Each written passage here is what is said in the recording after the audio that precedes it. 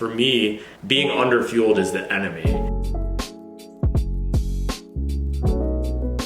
What's up guys, it's Joanna here, founder and CEO of Subwell, and today I wanted to do a little video on why I don't do intermittent fasting. When I first started running, it was February of 2020 and I was coming off a pretty sedentary period of my life. I had graduated college a few years before and I was eating not the best diet and I was exercising not as much as I should have been. So I made a pretty radical life change from not having a structured workout regimen, not having a structured diet plan, to then wanting to train for a 5K trail race. Started running, and I also knew I wanted to get my cholesterol into shape, so I decided to become vegan because I had a family history of high cholesterol and I had a slightly elevated reading and I wanted to nip it in the bud. So I became vegan, I started running, and I also started intermittent fasting at the same time. Implementing all of these changes at once, I saw an amazing result pretty quickly. I got my body into shape in 2 or 3 months. I was ripped, I was lean, I was feeling great, I had high energy. All of it combined made me feel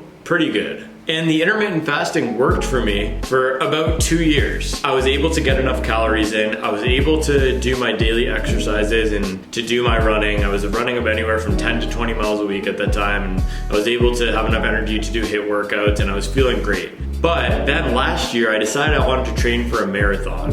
And at that time, I didn't think I was gonna be able to get enough calories in while intermittent fasting. And I also introduced a new workout plan into my schedule, which was going to CrossFit. So from doing home workouts by myself and running 10 miles a week to doing CrossFit workouts in the gym with weights and running 40 to 50 miles per week, I knew that the caloric equation just wasn't gonna balance if I was only eating from noon to 8 p.m. I started eating breakfast again. It was kind of a tough transition back. My body didn't really love getting in those calories in the early morning. I pushed through it and was able to recondition my system to tolerate it. And from there, I've been not doing intermittent fasting and I've been able to have enough calories and enough fuel to push on my runs.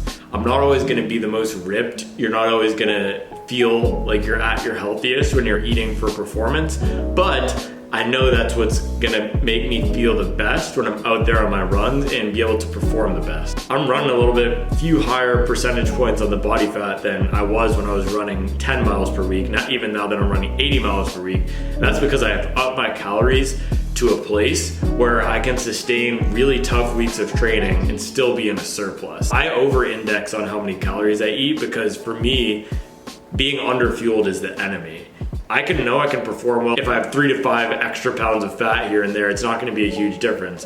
But if I'm in a 300 to 500 calorie a day deficit, I'm not gonna perform well. So I try to structure my eating so that I know that I'm gonna be in a surplus. I know that I have enough calories to burn. If I decide to add an extra on here or there, my body can sustain it. And that's what feels good for me right now. I'm considered here and there going back to intermittent fasting. I think I would love to because I love the way it makes me feel in the morning, but I have all these running goals right now.